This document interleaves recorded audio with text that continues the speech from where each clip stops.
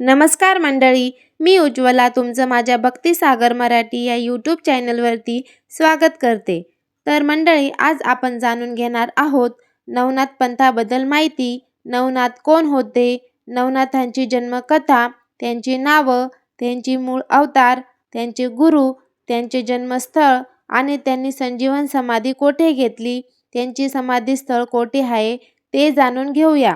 तर तुम्ही चॅनलवर नवीन असाल तर चॅनलला लाईक, शेअर, सबस्क्राईब नक्की करा आणि माहिती आवडल्यास आपल्या प्रियजनांना नक्की शेअर करा. चला तर सगळ्यात आधी आपण जाणून घेऊया नाथपंथाबद्दल माहिती. तर नाथपंथ हा शैव परंपरेतील एक प्राचीन योग प्रथा आणि सिद्धमत मानला जाणारा मार्ग आहे, ज्याचा उगम सुमारे 8व्या ते 12व्या शतकात भगवान शिव आणि मच्छिंद्रनाथ गोरक्षनाथ यांच्या शिकवणीतून झाला. नाथपंथ हे शैव, तांत्रिक आणि योग परंपरेचे मिश्रण असून भारतीय अध्यात्मात या संप्रदायाचे स्थान मोठे आहे. हठयोग, गुरुभक्ती आणि सिद्धावस्था प्राप्त करणे हे या पंथाचे मुख्य ध्येय आहे. नाथ संप्रदायाचे मूळ भगवान शिव यांना मानले जाते, परंतु मानवी गुरु मच्छिंद्रनाथ आणि नाथ संप्रदायाचा विस्तार करणारे गोरक्षनाथ यांना प्रमुख मानले जाते. नवनाथ भक्तिसार हा या संप्रदायातील महत्त्वाचा ग्रंथ आहे. महाराष्ट्रात त्र्यंबकेश्वर, गिरनार, गोरखपूर ही नाथ संप्रदायाची महत्त्वाची ठिकाणे आहेत. नाथ संप्रदायात प्रमुख 9 नाथ म्हणजेच नवनाथ आणि 12 पंथ मानले जातात. चला तर आपण जाणून घेऊ नवनाथ कोण होते. तर पहिले नाथ मच्छिंद्रनाथ, दुसरे नाथ गोरक्षनाथ, तिसरे नाथ गैनीनाथ, चौथे नाथ जालिंधरनाथ, पाचवे नाथ कानिफनाथ, सहावे नाथ भर्तरीनाथ, सातवे नाथ रेवणनाथ, आठवे नाथ नागनाथ आणि 9वे नाथ चरपटीनाथ हे आहेत. तर आता आपण जाणून घेऊया सर्व नाथांची जन्मकथा. तर सगळ्यात आधी आपण मच्छिंद्रनाथांची जन्मकथा जाणून घेऊया. एकदा शिव पार्वती कैलासावर बोलत बसले होते, तेव्हा पार्वती देवीने मला अनुग्रह द्यावा अशी मागणी भगवान शंकरांकडे केली.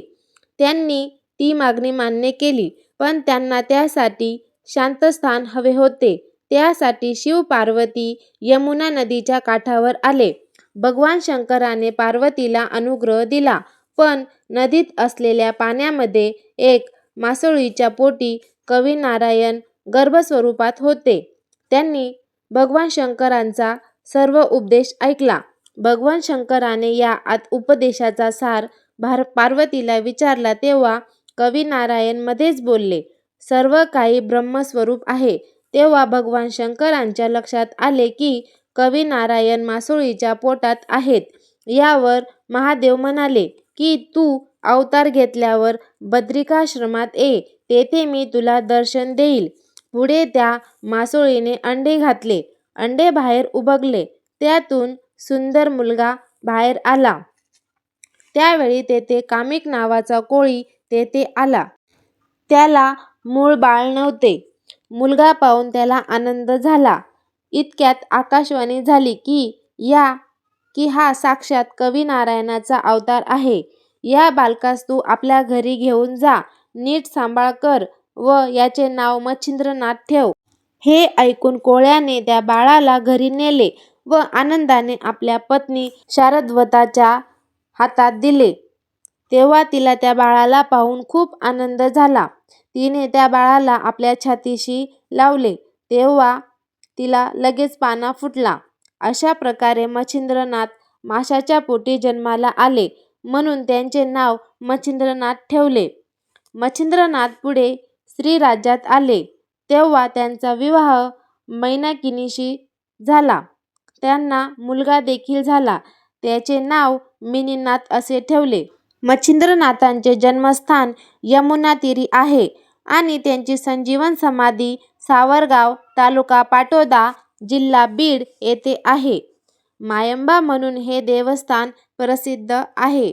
आता आपण जाणून घेऊ दुसरे नाथ गोरक्षनाथांच्या जन्मकथा.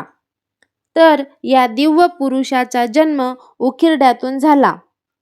एकदा एका चंद्रगिरी नामक गावात मच्छिंद्रनाथ गेले असता सरस्वती नावाच्या स्त्रीला मच्छिंद्रनाथांनी पुत्रप्राप्तीसाठी विभूती दिली, पण तिने ती विभूती शेजारणीच्या सांगण्यावरून उकिरड्यावर फेकून दिली. त्यानंतर 12 वर्षांनंतर मच्छिंद्रनाथ परत त्या गावी आले व त्यांनी सरस्वतीला मुलाविषयी विचारले, तर सरस्वती म्हणाली, "कोणता मुलगा?" तर मच्छिंद्रनाथ बोलले, "12 वर्षापूर्वी मी तुला पुत्रप्राप्तीसाठी जी विभूती दिली होती त्याने तुला पुत्रप्राप्ती होणार होती." तेव्हा सरस्वती रडायला लागली आणि तिने पूर्ण वृत्तांत सांगितला. त्यानंतर मच्छिंद्रनाथ त्या विभूती फेकलेल्या उकिरड्याजवळ गेले आणि हाक मारली आणि त्या उकिरड्यातून एक तेजस्वी 12 वर्षाचं बालक बाहेर आले आणि अशा प्रकारे गोरक्षनाथांचा जन्म झाला. गोरक्षनाथांचे जन्मस्थान चंद्रगिरी म्हणजेच बंगाल येथे आहे, तर संजीवन समाधी गिरनार पर्वत म्हणजे हा सौराष्ट्र येथे आहे. सौराष्ट्र काठेवाड प्रांतात जुनागड जिल्ह्यात गिरनार पर्वत आहे. गिरनारच्या टोकावर गोरक्षनाथांचे छोटेसे मंदिर आहे. तेथे काळ्या पाषाणाची मूर्ती देखील आहे. हा नेपाळ प्रांत आहे. तेथील हे देवस्थान अत्यंत महत्त्वाचे मानले जाते. नगर जिल्ह्यातील डोंगरन तालुका नगर जवळ गोरक्षनाथांनी तपश्चर्या केली. तेथे गोरक्षनाथ गड आहे. आता आपण पाहूया गहिनीनाथांचा जन्म. एकदा बाल गोरक्ष मुलांमध्ये खेळत असताना लहान मुलं गोरक्षनाथांना म्हणाले की आम्हाला बैलगाडीसाठी एक मातीचा पुतळा तयार करून दे. तर गोरक्षनाथांनी एक मातीचा पुतळा तयार केला. पुतळा तयार करत असताना गोरक्षनाथ संजीवनी मंत्राचा पाठ मनाशी घोकत होते. संजीवनी मंत्राचा जप सुरू असल्यामुळे तो पुतळा एकाएकी जिवंत झाला आणि एक बाळ रूपात तयार झाले आणि रडायला लागले. ते बघून तेथील मुले घाबरली. तेव्हा तेथे मच्छिंद्रनाथ आले. गोरक्षनाथांनी घडलेला वृत्तांत मच्छिंद्रनाथांना सांगितला. त्यानंतर त्या बालकाला त्यांनी उचलले आणि त्या बालकाला सांभाळण्यासाठी एका ब्राह्मण दाम्पत्याला दिले. त्या दाम्पत्याचे नाव होते मधु आणि त्याच्या पत्नीचे नाव होते गंगा. पुढे त्यांनी त्या बालकाचा सांभाळ केला आणि मच्छिंद्रनाथांच्या सांगण्यावरून त्या बालकाचे नाव गहिनीनाथ ठेवण्यात आले. गहिनीनाथांचे जन्मस्थान कनकगिरी म्हणजे जगन्नाथपूर येथे आहे. संजीवन समाधी चिंचोळी जिल्हा बीड येथे गहिनीनाथ गडावर आहे. चौथे नाथ आहेत जालिंदरनाथ. जालिंदरनाथांची जन्मकथा. पांडव कुळात हस्तिनापूर राज्यात बृहद्रवा नावाचा राजा होता. त्याने सोमयज्ञ केला. यज्ञातील विभूती घेण्यासाठी यज्ञकुंडात हात घातला. त्याच्या हाताला एक मूल लागले.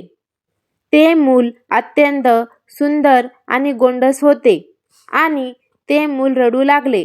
राजाने ते मूल बाहेर काढले आणि राणीकडे दिले. अग्निकुंडातून या बालकाचा जन्म झाला म्हणून त्याचे नाव जालिंदर ठेवले.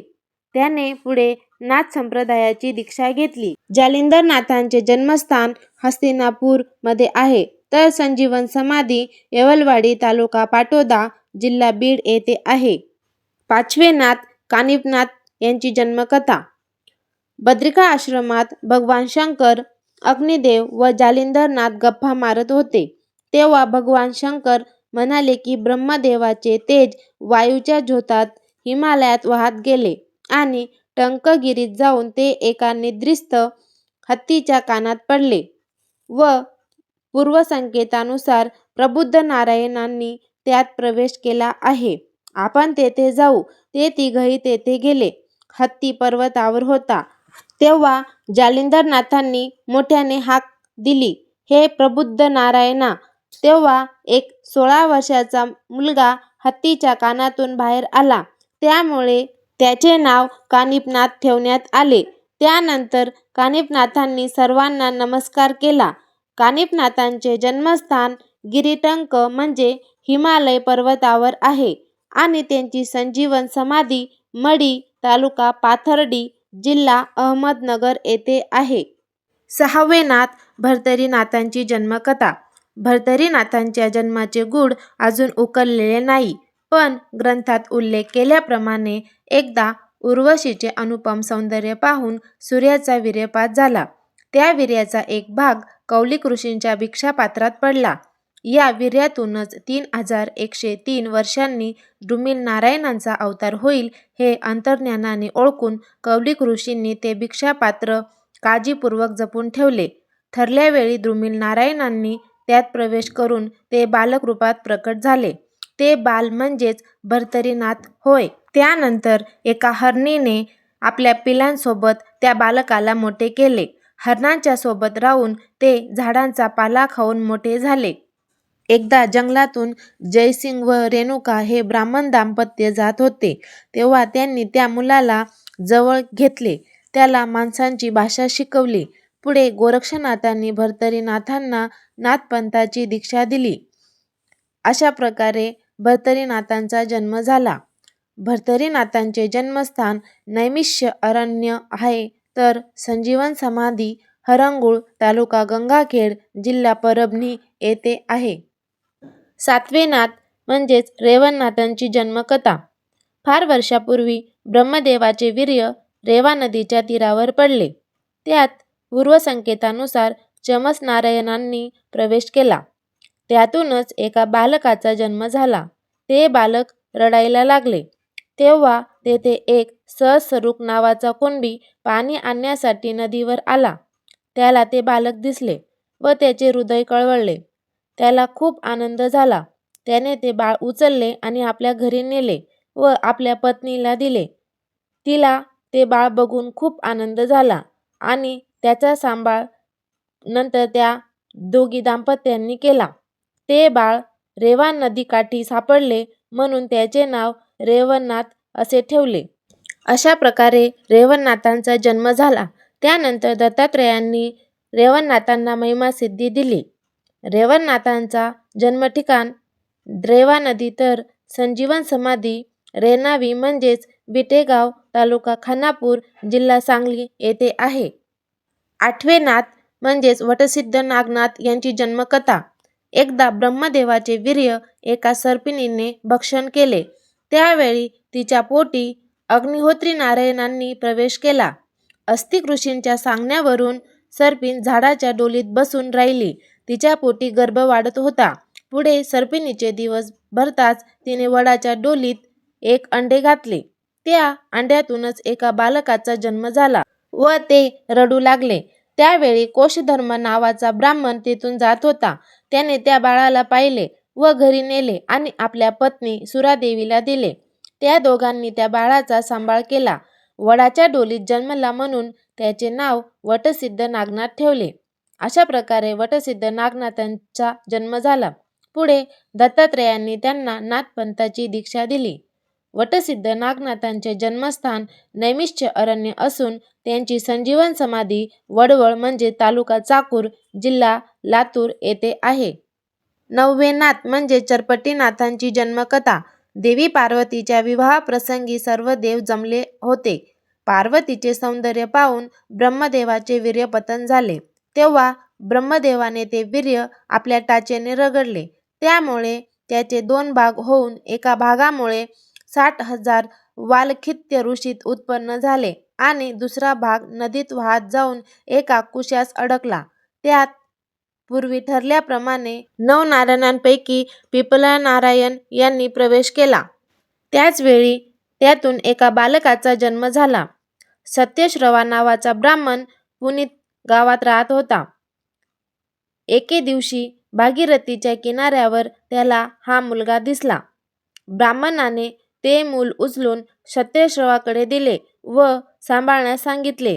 त्याचे नावही चरपटीनाथ ठेवण्यास सांगितले. सत्यश्रवा व त्याची पत्नी चंद्रा यांनी त्याचा सांभाळ केला.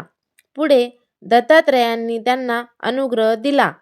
चरपटीनाथांचे जन्मस्थान रेवा नदी तर संजीवन समाधी नाही आहे, कारण ते अजूनही गुप्त रूपाने अद्यापही भ्रमण करत आहेत, असा उल्लेख ग्रंथामध्ये केला आहे. तर मंडळी, आता आपण जाणून घेतली नवनाथांची जन्मकथा. आता आपण जाणून घेऊ नवनाथांची समाधीस्थळ. भगवान विष्णूंच्या आज्ञेनुसार कलियुगात भक्ती, योग, साधना, तपस्या यांचा प्रभावी प्रसार करून मानवाला मार्गदर्शन करून नाथांनी आपले अवतार कार्य संपवून संजीवन समाध्या घेतल्या. आता आपण नवनाथांची समाधीस्थळांची माहिती घेऊया. तर नंबर 1 आहेत मच्छिंद्रनाथांची समाधीस्थळ सावरगाव, बीड येथे आहे. दुसरे नाथ गोरक्षनाथांची समाधीस्थळ मांजरसुंबा, अहमदनगर येथे आहे. तिसरे नाथ गहिनीनाथांची समाधीस्थळ चिंचोळी, जिल्हा बीड येथे आहे. चौथे नाथ जालिंदरनाथांची समाधीस्थळ यावलवाडी, बीड येथे आहे. पाचवे नाथ कानिफनाथ यांची समाधीस्थळ मढी, अहमदनगर येथे आहे. सहावे नाथ भर्तरीनाथ यांची समाधीस्थळ हरंगुळ, परभणी येथे आहे. सातवे नाथ रेवणनाथ यांची समाधीस्थळ विटेगाव, सांगली येथे आहे. आठवे नाथ नागनाथ यांची समाधीस्थळ वडवळ, लातूर येथे आहे. नववे नाथ चरपटीनाथ यांचे समाधीस्थळ परभणी येथे आहे. यांचं गुप्त भ्रमण चालू आहे असे मानले जाते. तर मंडळी, मी आशा करते की नवनाथांबद्दलची माहिती देणारा हा व्हिडिओ तुम्हाला नक्कीच आवडला असेल.